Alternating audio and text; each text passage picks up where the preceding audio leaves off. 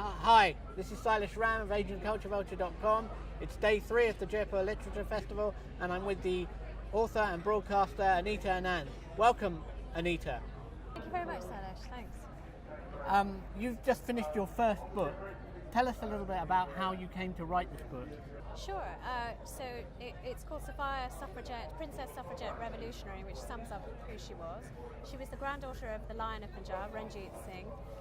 She lived at Hampton Court Palace. Queen Victoria was her godmother, and she became a leading suffragette, a battling suffragette. So it's quite the story. How did the transformation come about? Well, it was a trip to India actually that changed her, because she fell in with the nationalists and their cry of "Give us a voice, give us representation, we want to control our own destiny." She went back to England in 1909, and she heard similar things being said by the suffragettes in London in 1909. So, after spending a year in India and hearing this and loving this message and really feeling the fight the nationalists were facing, she goes home and she finds a group of women who are doing exactly the same thing. It's very natural for her to throw her weight behind them. How did she come to be in Britain and under the kind of care and tutelage of She was born in Britain. Her father was exiled from his own kingdom. He was forced to sign over his kingdom, his wealth, his future, any family's future when he was just a little boy.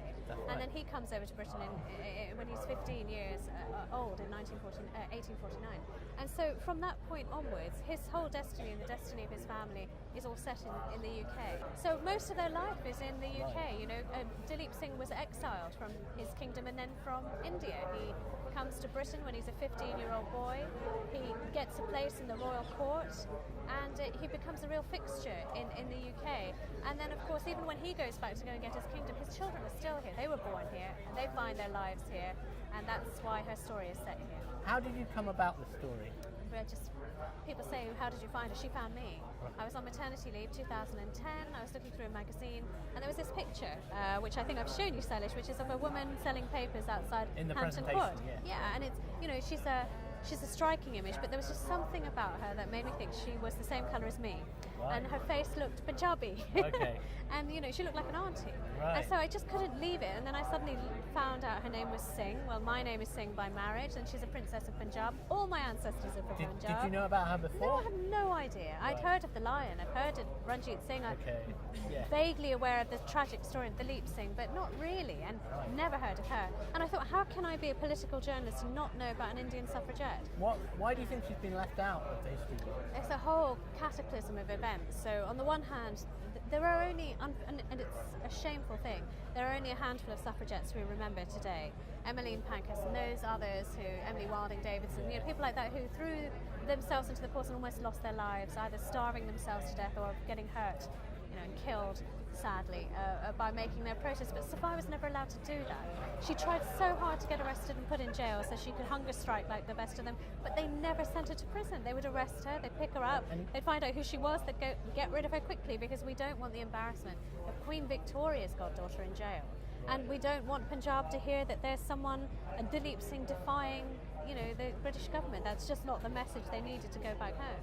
Do you think her life story has lessons for us today? Oh God, yes. I mean, when I hear celebrities say don't vote, or when I see that at the last general election the number of women, for the first time, and normally it's always equal, for the first time in Britain it was lower, women were lower than men.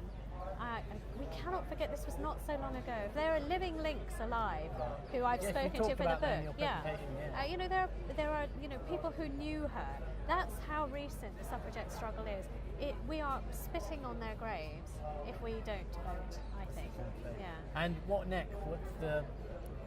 I don't know if it's a book. I never meant to write a book this time round. It was just, pig-headed curiosity that made me keep going after the story. But there's a little itch. You want to keep writing? It's really hard work. I'd rather not, but it happens to be the only way to tell a story in detail. How challenging was it to write?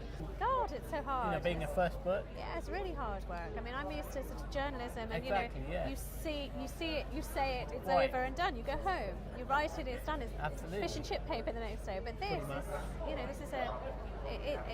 it's like going back to university and suddenly having to go through archives, cross-reference things, make sure you're telling the truth. What you're trying to get to is the truth. And it is hard And was it work. that the story was so compelling that it kept you going? I couldn't stop even if I tried. Every time I looked, there was suddenly Winston Churchill's in it. Yeah. Suddenly, King George V is writing about her. Suddenly, there are nationalists involved. And I just thought, God, please. At one point I said, stop meeting important people, for God's sake. Because it was just getting longer and longer. So yeah, it was. How was it to bring her back to home? I did feel like bringing her home. Oh, just great. And just to see, what meant so much was a lot of young Indian girls coming up and getting their book signed. Yeah. So that, hearing them say thank you so much, I had no idea. One said, actually, you've made a feminist of me. And I thought, well, that's great. That's just great. So I'm happy about that. Thank you, Anita. My pleasure. Absolutely my pleasure.